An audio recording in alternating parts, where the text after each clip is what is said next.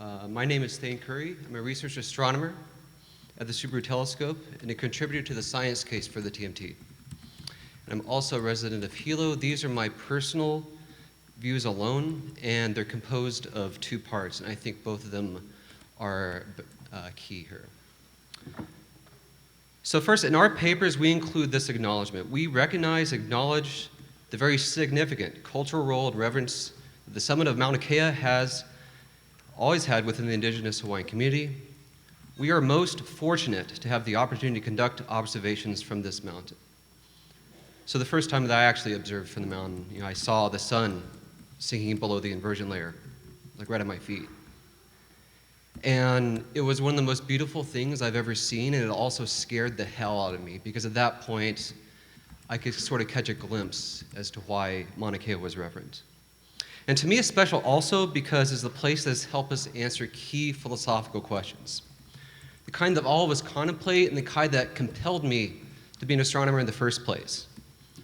What is the universe primarily made out of? We've spent thousands of years looking up at the sky, seeing stars and seeing the planets, but it was only 7.5 years ago that we saw the first planet around another star. And that was done from telescopes on Mauna Kea. This is a key step towards seeing another Earth and knowing whether or not we are alone in the universe. In this sense, TMT will provide an even clearer understanding of how the universe works and image new worlds, even potentially those that are habitable, like the Earth. To me, it's fitting that a place that's so culturally significant to Hawaii is also the place where we share these answers to these fundamental questions with the rest of the world. So therefore, honestly, it was really sad and bewildering a little bit to me to see the protests erupting over the construction of the TMT. And it hurt me, and it was heartbreaking because the picture that was painted of the TMT and the astronomical community in general is just not one that I recognize. And some people wonder why others don't feel confident speaking up.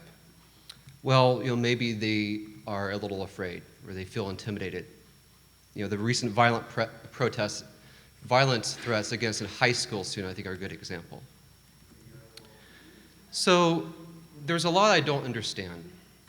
And this is one half of the comments. Is that first of all, there are quarries where people literally dug into the ground. And these were built before Western contact. They covered an area 80 times the size of the TMT. They partially overlap with the elevation of the TMT, and they're used to make stone tools and weapons. They're still there. They have not been recovered.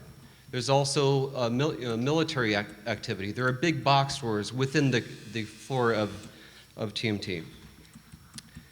So in my written remarks, I described why Mauna Kea is the best place for the TMT. Put simply, it is better than all the others. I gave my examples. Here's a visual example. You guys can probably see this from where you are. These are 4 planets around a nearby star. If we tried to do this from Chile, we would not see the innermost one. We would not be able to extract useful information out of it. The Native Hawaiian students will benefit from the TMT. They'll have the ability to use research, the ability to conduct research, opportunities that are greater than students at places like Cornell, Princeton, and MIT, decent institutions. Those interested in related vocations like optical engineering will also have these advantages. So I believe that TMT was a good faith attempt, at least an attempt, to compromise between scientific capability and cultural sensitivity. It's not even really on the summit. It sits 700 feet below it, and it's viewable from 14% of the island as opposed to up to 40% for the other telescopes. The site's located far away from the lake and cinder cones and other culturally sensitive sites on the south side. And finally, for those of you who actually believe there are too many telescopes on the mountain, I completely agree with you. There are too many telescopes on the mountain. Some of them will be going down. The first one that will be going down will be the CSO. And if there need to be others, I think that's okay.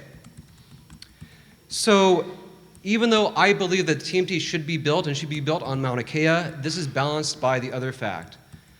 So we've heard earlier today very deep, heartfelt opinions against the TMT. And the previous meeting also against the TMT. You cannot fake that. Those are honest, heartfelt opinions. And so even though I feel it's unfair that the TMT is targeted, it is also unfair to have 2 centuries of colonialism, of decimation, of suppression of Hawaiian culture, a lot of other terrible things. That's unfair too.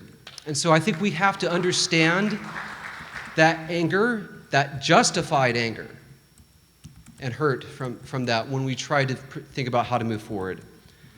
So I think what we need to do from the astronomy side is a show of good faith. You know, as the gentleman earlier in the green said, we need to actually have a compromise, and it needs to have teeth, and people need to actually feel that some of these plans towards compromise will be carried out. And there are a couple ideas, like for example, providing a more formalized process for telescope decommissioning, where the Native Hawaiian community itself is not only informed but involved in the process. It's ensuring at all times that environmental and archaeological monitors are on the summit during construction, which apparently did not happen when the TMT was beginning construction, including more awareness of Native Hawaiian cultures at the visitor center. You know, there are a lot of other things that we can do, but really the way in which to find out what counts as a meaningful compromise is to just ask. Just ask each other. You know, what happened last Friday was a good start to that. And I just want to close with one quote.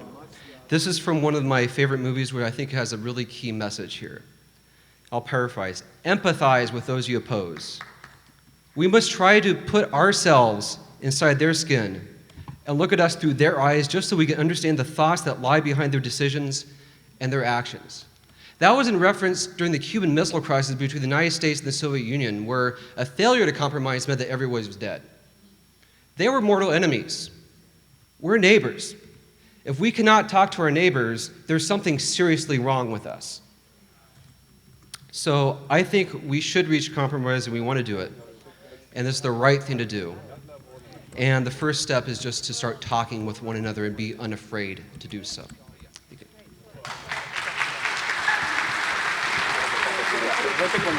40,000 line equation and look at them. I have no idea what I'm going to do with that. But if you show me a picture of what atoms and all.